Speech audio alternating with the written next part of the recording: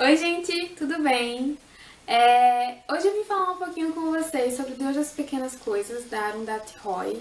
Eu ia fazer um vídeo com todas as minhas leituras da segunda semana de abril, mas aí eu percebi que ia ficar muito comprido porque eu tenho bastante coisa para falar sobre esse livro. E resolvi então fazer um vídeo separado. Ele está no desafio dos livros da Rory. E a primeira vez que eu ouvi falar dele foi através da Carol, do Estação Leitura. Ela falou com muito carinho desse livro, eu fiquei muito curiosa para ler. E aí, quando eu coloquei, nos meus livros que eu pretendia ler a leitura dele, muita gente comentou e se manifestou também no Instagram, muita gente falou o quanto esse livro era especial. A Arundhati, quem escreveu o livro, ela foi a primeira pessoa indiana a ganhar o Man Booker Prize no ano de 1998. Então isso gerou uma certa curiosidade em torno dela. Só que ela não se sentou para escrever mais livros. Ao invés disso, ela resolveu se engajar politicamente. Então, hoje ela é muito conhecida por causa dessas lutas políticas que ela empreende. Eu vi uma entrevista em que ela fala que está sim escrevendo um novo romance, mas assim como Deus das Pequenas Coisas demorou muito a ser escrito e demorou mais ainda a sair de dentro dela, assim, no sentido dela exorcizar o livro, esse outro também deve demorar um bocado. É difícil falar, sobre a história desse livro e é difícil falar sobre o que ele trata, porque eu acho que cada leitor vai estabelecer uma relação diferente. Eu, como leitora, estabeleci uma relação de acordo com a minha própria história de vida.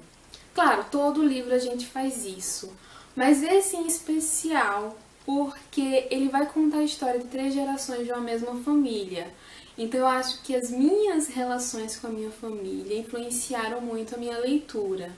Por exemplo, eu me emocionava muito nos trechos em que ela fala sobre as relações das mulheres da família, porque parecia muito com as relações das mulheres da minha família. Então, eu acho que ele tem esse particular.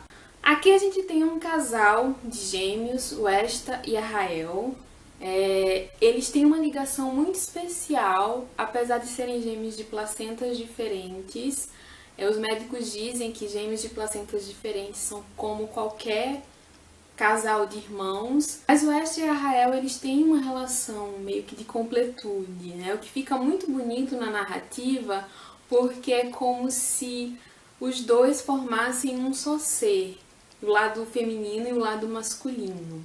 No começo do livro, a Rael, ela está morando nos Estados Unidos e ela resolve fazer uma visita à casa onde ela cresceu e nasceu. E é a partir dessa visita e das memórias que essa visita desperta na Rael que a história começa a ser contada. Tem um ano aqui que é muito importante, que é 1969. O Esta e a Rael são crianças e acontece uma coisa que vai modificar a história dessa família. E aí a Arundhati, ela conta, como eles chegaram naquilo e como as histórias particulares de cada um interferem, no destino que eles vão ter como um conjunto de pessoas. Não só a família em si, mas também as pessoas agregadas, as pessoas que fazem parte das relações deles. E é sobre isso que o livro vai falar. Sobre o tempo, sobre memória, sobre resgate de histórias, sobre resgate de narrativas e sobre palavras e sobre tanta coisa, gente. É um livro assim muito, muito, muito rico mesmo. Isso sem contar também a parte histórica, A gente tá falando aqui de uma Índia pós-independência. Existe uma crítica muito forte à forma como os indianos endeusam a Inglaterra, como colonizados, como qualquer colônia faz com seus colonizadores. Aqui a gente tem uma presença muito forte, dos sírios cristãos e dos hindus. E, em contraponto a tudo isso, o sistema de castas que ainda vigora na Índia, em que as pessoas da casta mais baixa, que são chamadas de intocáveis, não podem chegar perto das pessoas de casta mais alta. Então, a Arundhati, ela vai explorar também esses aspectos aqui no livro. Quando eu terminei de ler o livro, eu fiz uma anotação sobre o que ele significou para mim e eu vou ler um trechinho dela para vocês. É um livro que é épico quando pensamos que os grandes acontecimentos da nossa vida começam com as palavras. As que foram ditas e as que ficaram guardadas. As que foram ditas não podem ser apagadas. As que ficaram guardadas criam garras no coração e enchem o nosso corpo de mágoa. A Arundhati, ela cria uma imagem aqui muito forte, né, das palavras como norteadoras da nossa vida. E como essas palavras elas podem adquirir um aspecto muito físico. Ela cria uma imagem aqui muito forte de coisas que foram ditas e que criam garras, tipo patas de aranha geladas no coração da gente. E isso perpassa toda a narrativa e vai significar muito na vida de cada um dos personagens. O Esta mesmo, ele tem um acontecimento aqui que é horrível, que é de cortar e ferir o coração da gente. E ele não conta o que aconteceu a ninguém. E isso acaba, né, trazendo consequências não só para ele, mas também para Rael, que sente o que ele sente. Durante a leitura desse livro, principalmente quando eu terminei, a música do Caetano, Oração ao Tempo, me veio muito forte na cabeça. Eu vou deixar o link aqui caso alguém ainda não conheça, mas a letra da música ela casa muito bem com o livro e com o final dele. E casa muito bem com o que eu penso sobre esse Deus das pequenas coisas. Eu acho que é um livro que ele permite múltiplas interpretações a respeito disso. O Deus das pequenas coisas está em muitos lugares. Mas o Deus das pequenas coisas ele está muito no tempo e na memória. E na relação que cada um vai estabelecer com o tempo. Então o tempo aqui ele é muito subjetivo. É o tempo que passa e cura as feridas ou o tempo que não passa, porque alguns personagens eles ficam presos nos acontecimentos e não conseguem avançar na vida por causa dele. A escrita dela aqui é uma coisa maravilhosa. É uma escrita que faz a gente dançar com a narrativa, sabe? Dançar junto com a história. Ela tem um domínio muito grande da língua e ela provoca essa sensação na gente de acompanhar esse corpo de baile que é a história dessa família.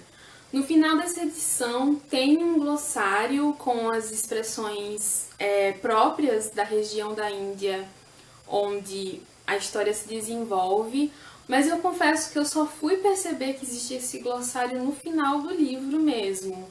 Então, eu mesmo não entendendo o significado de algumas expressões que são colocadas aqui, eu consegui absorver. Porque a Arundhati ela escreve uma história que é meio universal e a gente consegue introjetar essa palavra, mesmo num idioma totalmente desconhecido para mim.